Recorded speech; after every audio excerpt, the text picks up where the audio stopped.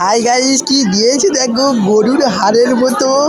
আর এইটা দিয়েছে দেখো, ও বাবা, জীবনে খাইনি। কি এটা? কি এটা? কি এটা? কি? আর এই মাংস ভালো লাগে না। এটা কি করেছে দেখো, এটা কি করেছে দেখো, আমাদের এই প্রতিভাটি প্রদর্শন করেছে।